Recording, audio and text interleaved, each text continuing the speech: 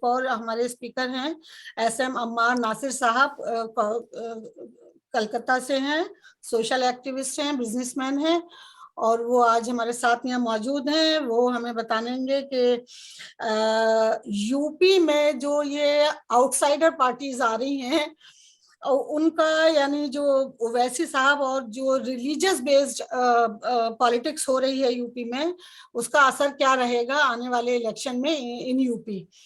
अम्मार साहब, आप अनम्यूट कर सकते हैं और हमें बताइए कि आपका क्या नजरिया है इस पर। मशकूर साहबा, बहुत बहुत शुक्रिया मुझे इस वेबिनार में इनवाइट करने के लिए। जहाँ बात ओवैसी की हो रही है तो मैं थोड़ा सा ब्रीफ ओवरव्यू एमआईएम की एक ब्रीफ ओवरव्यू आपको पहले दे दूं ताकि हमारे व्यूअर्स ये समझ पाए कि एमआईएम किस सोच से उपजी हुई पार्टी है। एमआईएम को 1927 में नवाब मोहम्मद नवाज खान साहब ने as a pro Nizam party form किया था। फिर 1938 में बहादुर यार जंग उसके प्रेसिडेंट बने। तब तक आजादी नहीं हुई थी और वैसा कोई इनका इन्फ्लुएंस था नहीं। 1944 में कासिम रिजवी, ये एक इम्पोर्टेंट कैरेक्टर है, कासिम रिजवी एमआईएम के प्रेसिडेंट बने। और उस आजादी के बाद जब हैदराबाद के एनेक्सेशन का मसला चल रहा था, निजाम इंडिपेंडेंट रहना चाहते थे, तो कासिम रिजवी ने ही रजाकार्स को लीड किया था। खैर 1948 में ऑपरेशन पोलो के बाद हैदराबाद अनेक्स हो गया, कासिम रिजवी अरेस्ट हुए, 1957 तक वो जेल में थे। फिर उनको इस शर्त पे रिहाई मिली कि वो पाकिस्तान चले जाएं। पाकिस्तान जाने से पहले 1957 में उन्होंने एमआईएम की बागदौड़ अब्दुल वाहिद ओवैसी के हाथ में सौंपी। अब्दुल वाहिद ओवैसी असदुद्दीन ओवैसी के दादा हुए। और उसके बाद 75 तक छोटी मोटी जीते उते नहीं मिलती रही। हाँ, अब्दुल वाहिद ओवैसी ने आजादी के बाद, चूंकि सिनारियो पूरा बदल गया था और जैसा कि चूंकि प्रो निजाम पार्टी थी, तो इससे ये चीज तो क्लियर हो जाती थी कि इनकी एक फ्यूडल मेंटेलिटी थी। अब्दुल वाहिद ओवैसी ने मजलिस इत्तेहादुल मुस्लिमीन में ऑल इंडिया का एडिशन करके ऑल इंडिया मजलिस इत्तेहादुल मुस्लिमीन बनाया। फिर अपने एजेंडे में थोड़ा सा चेंज लाके मुस्लिम्स के साथ दलित्स को जोड़ने की कोशिश की। शुरुआती दिनों में कोई खास पॉलिटिकल ये था नहीं इनका। 75 तक तो हैदराबाद तक ही सीमित रहे। 75 में जब 75 में सलाउद्दीन ओवैसी, सुल्तान सलाउद्दीन ओवैसी, असदुद्दीन ओवैसी के फादर, इस पार्टी के प्रेसिडेंट बने। और उसके बाद उन्होंने आंध्र प्रदेश असेंबली में सीट जीती। फिर 84 में वो एमपी बने हैदराबाद से। 84 से 2004 तक सीट को उन्होंने रिप्रेजेंट किया और उसी सीट को 2004 से असदुद्दीन ओवैसी रिप्रेजेंट कर रहे हैं। तो बेसिकली एमआईएम की भी सोच एक फैसिस्ट सोच थी। हैदराबाद का जो स्टेट था उनकी सोच ये थी एमआईएम की कि ये मुसलमान ही यहाँ पे राज कर सकते हैं। मगर चूंकि आजादी के बाद माहौल बदला तो उन्होंने अपनी आइडियोलॉजी को थोड़ा फाइन ट्यून किया जो हिंदुस्तान के ब्रॉडर कॉन्टेक्स्ट में काम कर सके।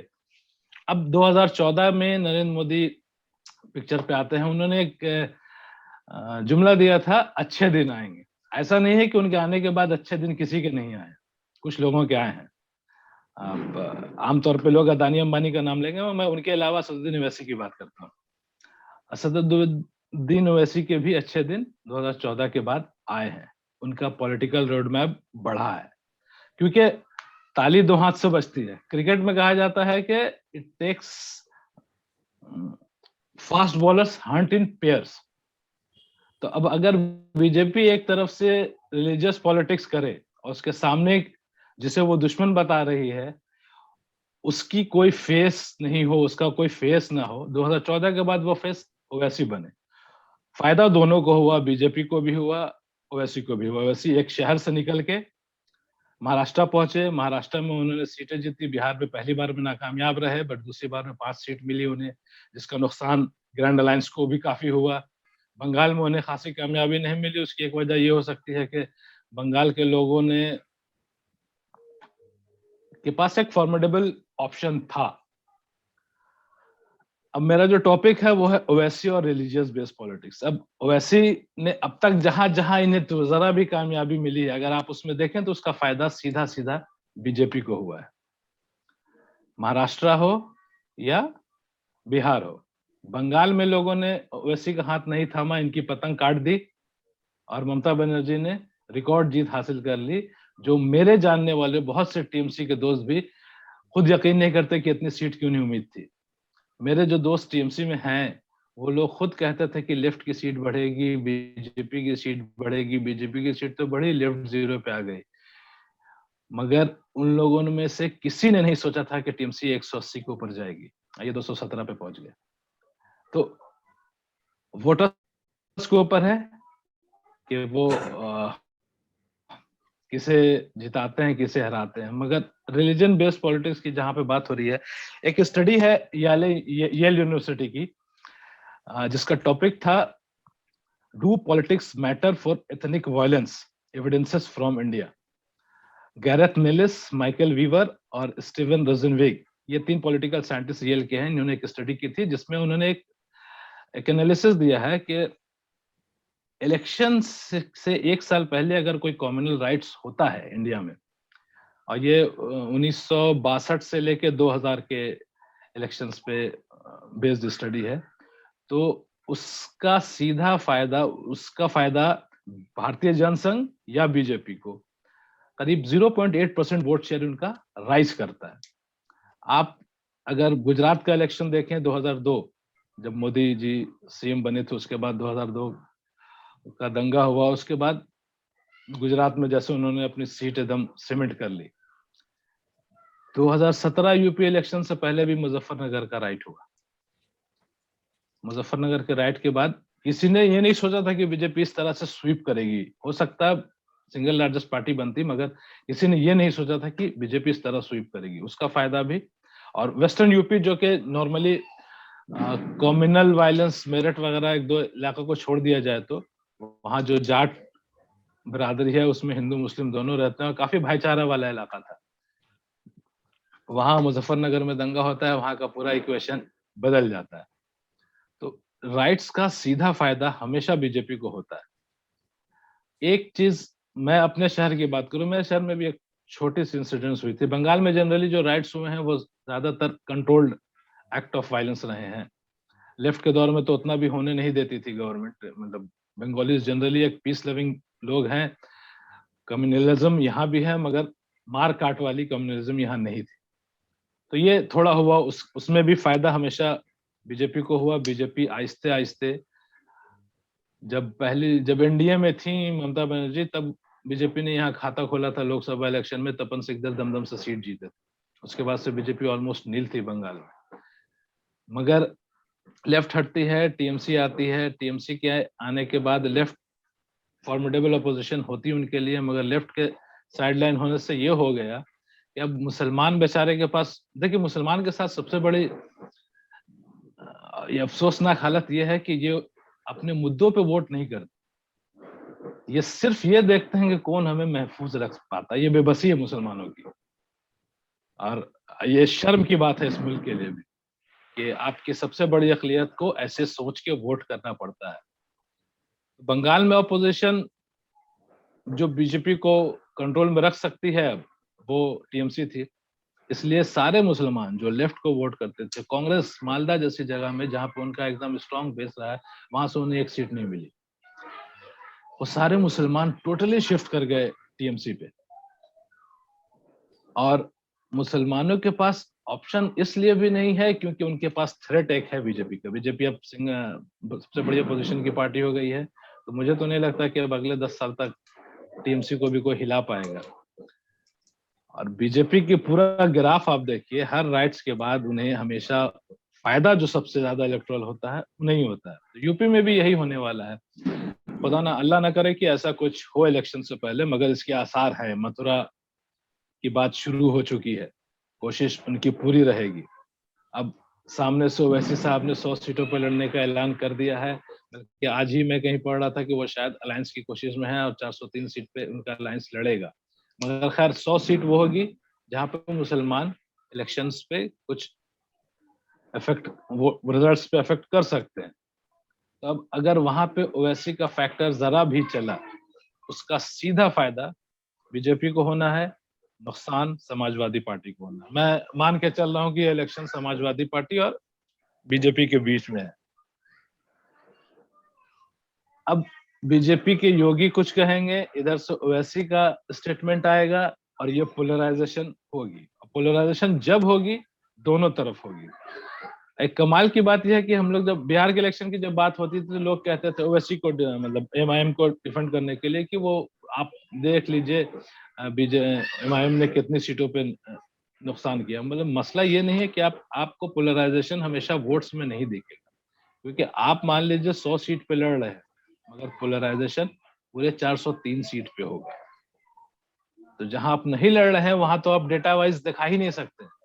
वोटर्स भी कई तरह, कुछ वोटर्स होते हैं जिन्होंने डिसाइड कर लिया होगा कि मुझे समाजवादी के साथ जाना है या बीजेपी के साथ जाना है, मगर ऐसा बहुत बड़ा एक ग्रुप होता है जो स्विच करता है वोट्स को हमेशा, जो स्विचर्स होते हैं, जो सोचते हैं लास्ट मोमेंट में फैसला लेते हैं। ओवैसी की एंट्री वैसे हिंदू वोटर्स को जो एच पे होंगे कि शायद समाजवादी की तरफ आ जाएं या बीजेपी से नाराज होंगे इसलिए समाजवादी को वोट करने वाले होंगे, मगर ओवैसी की एंट्री और जिस तरह की वो सियासत करते हैं वो उन्हें वापस बीजेपी की तरफ ढकेल देगी।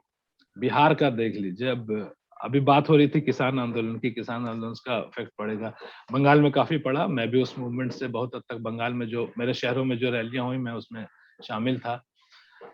मगर अगर हम बिहार का इलेक्शन देखें, कोरोना काल में जो प्रवासी बिहारियों की वापसी हुई, जिस परेशानी से वो गुजरे, उसके बाद एक उम्मीद थी कि बिहार में बीजेपी का सफाया ना हो, मगर बहुत नुकसान होने वाला है, मगर वैसा हमें देखने को मिला नहीं।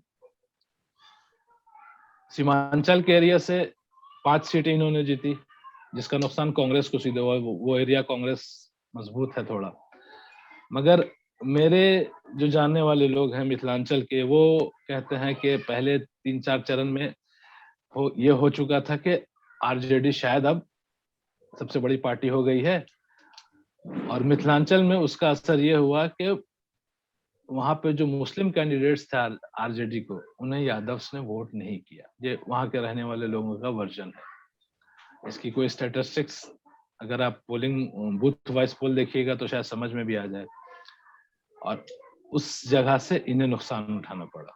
1 सीट का फर्क था आरजेडी और बीजेपी में, और ये क्यों हो सकता है, उसकी वजह जो एक नई ट्रेंड थी वही हो सकती है। और तो अगर आप कहते हैं लेफ्ट से होगा, लेफ्ट से हो नहीं सकता। लेफ्ट ने अच्छा किया बिहार में, बल्कि अब बाद में तो कुछ लोग कह रहे थे कि कांग्रेस के ज्यादा सीट लेफ्ट को दी जाती तो बेहतर करते, मगर ये कि कांग्रेस का वो स्ट्रॉन्ग एरिया ऑलरेडी था, उसे नुकसान एआईएमएम ने पहुंचाया। अब एआईएमएम यूपी में भी वही गेम करेगी। जब आप कहते तो हैं कि दलित, और ये लोग कुछ सीटें देते भी हैं। आप बिहार में हैदराबाद की कुछ सीटें, हैदराबाद के मेयर जिनके 3 बार जो रहे हैं वो नॉन मुस्लिम से रहे हैं, दलित से रहे हैं, लेकिन इनकी ब्रॉड बेस्ड आइडियोलॉजी वही है कि दलित तो मेरे साथ आए मगर लीडरशिप हमारी हो। तो हालात हिंदुस्तान में मुसलमानों से कहीं ज्यादा बेहतर है दलित की, वो आपकी लीडरशिप क्यों लें? आपसे फॉर्मेडेबल पार्टीज उनके पास है। बीएसपी अभी पता नहीं मायावती की कौन सी नस पे हाथ रख दिया है बीजेपी ने कि पिछले 2-3 साल से एकदम खामोश है वो, लेकिन फिर भी दलित मुसलमानों से ज्यादा बेहतर पॉलिटिकली ऑर्गेनाइज्ड है। तो आपकी लीडरशिप में क्यों आएंगे? आप फिर वही गलती कर रहे हैं जो हिंदुस्तान के लेफ्ट ने की, जिन्होंने कभी अपर कास्ट ब्राह्मण्स के अलावा किसी को लीडरशिप पोजीशन अलाउ नहीं की। हाँ, अगर ओवैसी थोड़ा सा भी असर डालते हैं, उनको तो फायदा होगा ही। अगर मान लिए वो 10-15 सीट ले आते हैं तो यूपी जैसे स्टेट में 10-15 सीट ले आना उनके लिए बड़ी बात होगी, मगर उसका सीधा नुकसान एसपी को होगा, और इसका सबसे बड़ा नुकसान 2024 के इलेक्शन में होगा, क्योंकि हिंदुस्तान की सरकार, बीजेपी को अच्छे से पता है कि यूपी के बिना वो नहीं बना सकती। अगर अभी के भी हालत में आप 2004 या 2009 के पोजीशन की हालत में आप बीजेपी को यूपी में लोकसभा इलेक्शन में पहुंचा दीजिए, उनकी मेजोरिटी खत्म हो जाएगी। तो उस नजरिए से यूपी इलेक्शन तो बीजेपी बाय हुक और क्रुक वो जीतने की पूरी कोशिश करेगी। मेरा ओवैसी साहब से एक मसला है, ये है कि ये ठीक है, पॉलिटिकल पार्टी हम एक्सपेंड करना चाहते हैं, बहुत अच्छी बात है, मगर ताज्जुब की बात है ये जिस स्टेट की मेन पार्टी है वहां इन्होंने फैलने की कोई कोशिश नहीं की। वो आज भी हैदराबाद शहर से ही सीमित हैं। ये महाराष्ट्र चले जाते हैं, यूपी चले आते हैं, बंगाल चले आते हैं, बिहार चले आते हैं, हर वैसी जगह जहां बीजेपी को फायदा हो सकता है। मगर हिंदुस्तान का इलेक्शन बड़ा महंगा इलेक्शन होता है। कांग्रेस जैसी पार्टी की हालत खराब है जिन्होंने इतने साल राज किया। मुझे ये समझ में नहीं आता कि ओवैसी साहब की फंडिंग कहाँ से हो रही है? इतने पैसे आ कहाँ से रहे उनके पास? जब कांग्रेस जैसी पार्टी जिन्होंने बकौल बीजेपी के जिसने 60 साल में देश को लूटा है, उनके इलेक्शन लड़ने में हवा टाइट हो जा रही है। इनके पास इतने पैसे कहाँ रहे? इनके पास अगर एक स्टेट भी होता तो मैं मानता, टीएमसी अगर फैलने की कोशिश कर रही है तो उनके पास रिसोर्सेज हैं। एक स्टेट में उनकी सरकार है, उनके पास फिर भी इनसे ज्यादा रिसोर्सेज है। इनके पास तो अब हैदराबाद का कॉर्पोरेशन भी नहीं है, वहां भी अब टीआरएस है। तो मुझे ये समझ में आता है ये पैसे कहाँ से आ रहे हैं, कभी इस पे कोई जर्नलिस्ट सवाल भी नहीं करता।